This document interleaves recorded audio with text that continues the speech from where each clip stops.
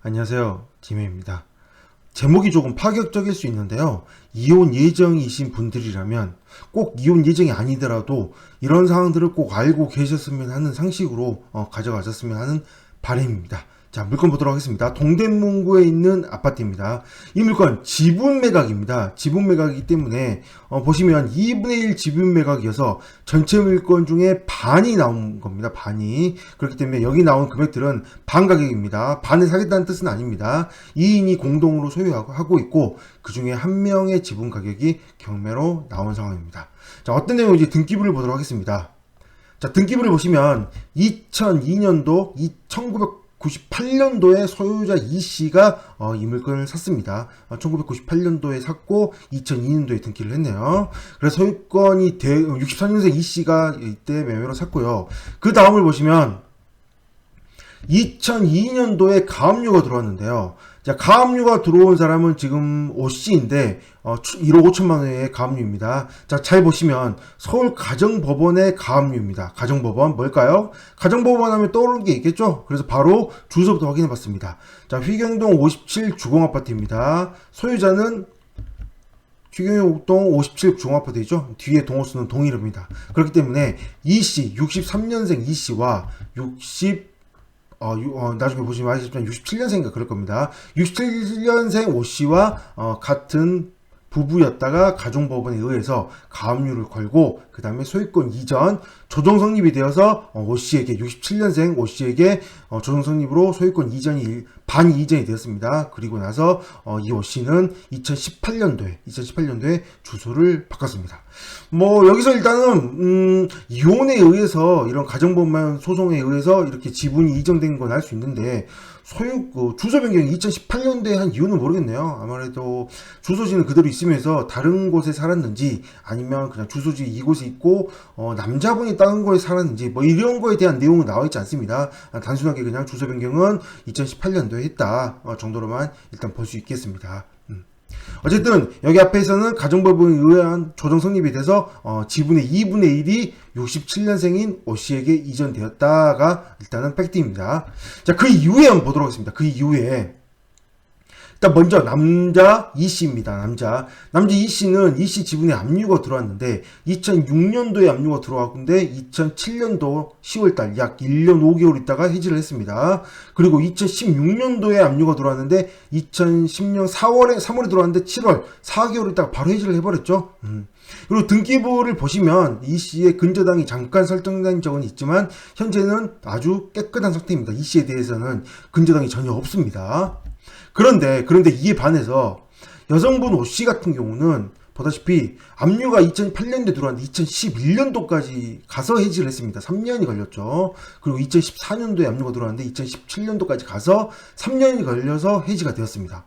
이게 이런 것만 보면 상황이 좀 안 좋은 상황이 좀 되지 않을까, 좀 이 여성분 입장에서는 좀 그런 상황이 좀 되어 보이고요. 그 다음 더 보시면 2019년도에 근저당을 잡았는데요. 지금 전체 물건 중에 이 오씨는 2분의 1 지분만 가지고 있잖아요. 지분만 가지고 있기 때문에 이 물건은 대출이 정상적인 대출이 되지 않습니다. 그래서 어쩔 수 없이 이렇게 캐피탈 대부업체에서 4,500만 원의 대출을 받았는데요. 어쩔 수 없으니까요. 일반적인 금융권에서 대출 못 받으니까 대부업체에서 대출을 받았는데 문제는 12월 12일 날 대출을 받았는데 12월 20일 8일 있다가 이 똑같은 대부업체 동일합니다. 똑같은 대부업체에서 6천만 원 또 대출을 받습니다. 그런데 다시 또 한 달 있다가 똑같은 대부업체에서 2억 2,500만 원 또 다시 대출을 받는 거죠. 이게 정말 이게 어마어마한 지금 문제가 생기는 그런 과정이지 않을까 좀 생각해보게 됩니다. 지금은 말소가 되어 있는데 이 말소가 중요한 게 아니죠. 왜냐면 이거를 전부 말소를 해서 더 큰 근저당을 잡았거든요. 4억 3,200. 이것도 다른 대부업체입니다. 이 정도면 거의 뭐 명의는 끝났다고 봐야 되겠죠. 4억 3,200. 이렇게 생각하면 이렇게 좀 생각을 해볼게요. 담보로 대출을 받으면 이 담보만 날리면 된다고 생각하시는데 그렇지 않습니다. 이 대부업체에서는 이 대출을 받고 이 물건을 현재 지금 이 근저당권자가 경매로 넘긴 거거든요. 이 돈을 다 받지 못한다면 이건 채권 채고액입니다. 물론 돈을 다 받지 못한다면 다른 재산을 또 찾아내게 되고요. 이 채권 채고액 자체도 이미 어마어마한 이율이 있기 때문에 거의 뭐 몇 프로에 잡았을지는 모르겠지만 굉장히 거의 다 찾지 않았을까 좀 생각을 해보게 됩니다. 이렇게 상황이 계속 안 좋은 쪽으로 흘러가고 있는데 제가 안타깝다 느낀 거는 또는 반드시 아셔야 될 부분은 바로 이 부분이지 않을까 싶습니다. 이 부분. 자, 2003년도에 소유권 이전을 받았잖아요. 소유권 이전을. 이때 이분을 받았는데 결론적으로 여성분이 이사를 한 걸로 봐서 이 집은 남자분이 살고 있는 걸로 살고 있든지 아니면 뭐 다른 이유에 의해서 어쨌든 여성분이 나간 걸로 보입니다. 그렇다고 한다면 이 물건이 만약에 2분의 1만 지분을 받았다면 이 상태에서 여기까지 이렇게 압류가 벌써 지금 이 압류가 지금 상황이 안 좋잖아요. 벌써 3년 동안 걸리는 이런 상황이라고 한다면 그러면 충분히 이때쯤에 공유물 분할 소송으로 충분히 넘기셨어야 됩니다. 공유물 분할 소송 넘기셔서 이 지분 물건에 대해서 환가를 했어야 되는 거죠. 돈으로 이 지분에 대해서 환가를 했었다면 이런 정말 이자율이 엄청나게 높은 대부업체에 이렇게 하나, 둘, 세 개 이렇게 진짜 끝까지 몰리는 상황이 안 가지 않았을까 좀 생각을 하는 좀 안타까움이 듭니다. 지금 이거 4억 3,200만 원 이거 지금 현재 이물가 감정가 얼마인가요?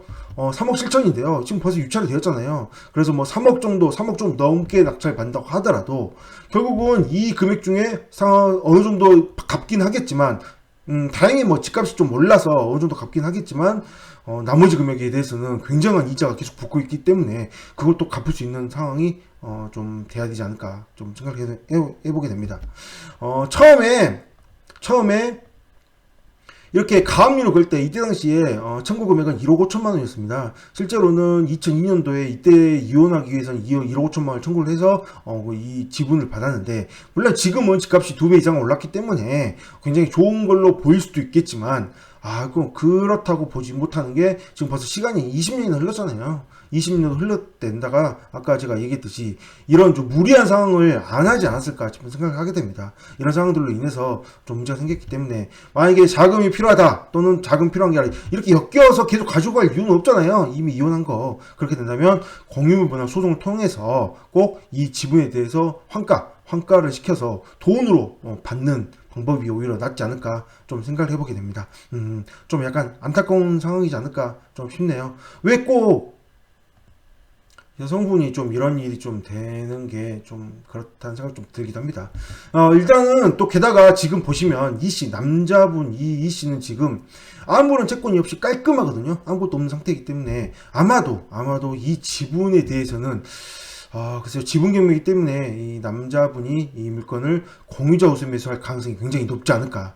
저는 좀 개인적으로 생각을 해보게 됩니다. 그래서 공유자 우선 매수를 해서 전부를 가져간다면, 그러면 어떻게 될까? 좀 생각이 좀, 어쨌든 굉장히 이제 이미 이혼했고 전혀 모르는 사이기 때문에 뭐 도와주거나 그러진 않겠죠. 전혀 모르는 사이니까요. 어쨌든 공유자 우선 매수를 할 가능성이 굉장히 높은 그런 물건으로 보여집니다. 자, 결과는 어떻게 될지 지켜봐야 되겠고요. 아직 매각 물건 명세서가 나오지 않았기 때문에 지금 좀 더 어떤 디테일한 상황이 있을 수도 있으니 매각 물건 명세서가 나오면 반드시 매각 물건 명세서에 있는 아니네요. 매각 물건 이미 나왔었습니다. 이때 나왔었고 지금 벌써 시간이 많이 흘러서 다시 또 매각 물건 명세서가 곧 2차 기일 일주일 전에 다시 또 나오잖아요. 그 매각 물건 명세서에 혹시 특이점이 또 있는지 또 다시 한번 확인하시기 바랍니다. 네, 여기까지 하겠습니다. 감사합니다.